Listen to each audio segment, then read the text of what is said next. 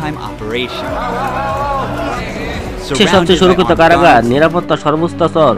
বিশ্বের অনেক ধরনের কারাগার রয়েছে, কিন্তু কিছু কারাগার রয়েছে যেগুলো সুরক্ষার দিক থেকে সবচেয়ে উন্নত এবং কঠোর। এই ধরনের কারাগারগুলোতে বন্দীদের নিরাপত্তা নিয়ন্ত্রণে থাকে সর্বোচ্চ প্রযুক্তি এবং ব্যবস্থা।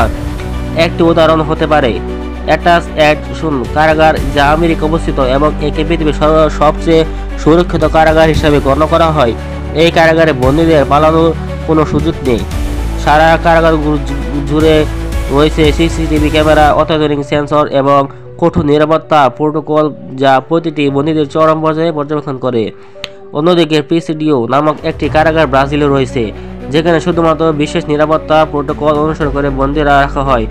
সেখানে সশস্ত্র প্রহরী, ভারী অস্ত্র এবং দিনে 24 ঘন্টা নজরদারি থাকে। বিশ্বের সবচেয়ে সুরক্ষিত কারাগারের লক্ষ্যে থাকে বন্দী পালানোর কোনো সুযোগ থাকে না এবং নিরাপত্তা নিশ্চিত করে।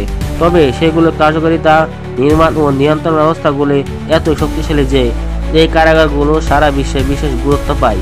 এই ধরনের সুরক্ষিত কারাগারগুলো শুধু সরকারের নিরাপত্তা ব্যবস্থা নয়, বরং সন্ত্রাসবাদী এবং চরমপন্থী কার্যকলাপ নিয়ন্ত্রণের বিশ্বব্যাপী। বিশ্বের সবচেয়ে সুরক্ষিত কারাগারে কয়েদিদের জীবনযাপন বেশ কঠিন এবং সীমাবদ্ধ। এই ধরনের কারাগারগুলোতে বন্দীরা সাধারণত কঠোর শৃঙ্খলার মধ্যে থাকেন, যেখানে তাদের প্রতি নজরদারি সর্বোচ্চ পর্যায়ে থাকে। শারীরিক ও মানসিক অবস্থা। সুরক্ষিত কারাগারে বন্দীদের শারীরিক ও মানসিক অবস্থা অনেকটাই সংকুচিত থাকে। তাদের বিভিন্ন ধরনের শৃঙ্খলা এবং নিরাপত্তা কড়াকড়ির কারণে তাদের প্রায় সময় একাকী থাকতে হয়।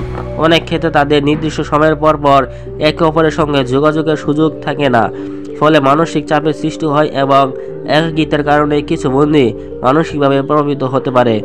নিরাপত্তা ব্যবস্থা। এসব কারাগারে কয়েদিরা কঠিন নিরাপত্তা ব্যবস্থার মধ্যে থাকতে পারে। তাদের কোষ বা সেলে কোন ধরনের ফোন, কম্পিউটার, অন্যান্য আধুনিক প্রযুক্তি থাকে না। প্রতিটি কোষে সিসিটিভি ক্যামেরা ও সেন্সর থাকে, যা সারা সময় নজরদারি করে। এমনকি খাবার সরবরাহের সময় পর্যবেক্ষণ করা হয়, যেন কোনো বিপজ্জনক পরিস্থিতি তৈরি না হয়। নির্দিষ্ট স্বাধীনতা। কয়েদিরা সাধারণত সীমিত স্বাধীনতার মধ্যে থাকেন। তাদের বাইরে যাওয়ার সুযোগ খুবই কম এবং যদি কোনো বিশেষ কারণে বাইরে যেতে হয়, তখন নিরাপত্তা ব্যবস্থা আরও করা হয়ে যায়। তাদের বাইরে বেরোনোর জন্য কঠোর অনুমতি প্রয়োজন এবং একে অন্যের সঙ্গে দেখা করার সময় নিয়ন্ত্রণ করা হয়।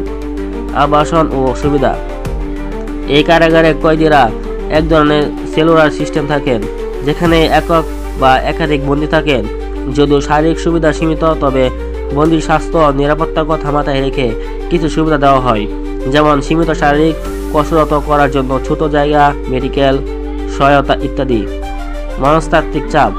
এই ধরনের কারাগারে কয়েদিদের মানসিক চাপ অত্যন্ত বাড়ে, কারণ দীর্ঘ একাকী সময় এবং নিষ্ক্রিয় জীবনযাপন তাদের উপর বড় ধরনের প্রভাব ফেলে। প্রায়শই বন্দীদের মনোবল ভেঙে পড়ে, যার ফলস্বরূপ তারা মানসিক স্বাস্থ্য সমস্যার সম্মুখীন হতে পারে। এই সুরক্ষিত কারাগারগুলোতে মূলত জনগণের নিরাপত্তা এবং বিশ্বের সর্বাধিক বিপজ্জনক অপরাধী নিয়ন্ত্রণে রাখতে ব্যবহৃত হয়। তবে এর মধ্যে কয়েদিরা অত্যন্ত কঠিন ও সীমাবদ্ধ জীবনযাপন করে।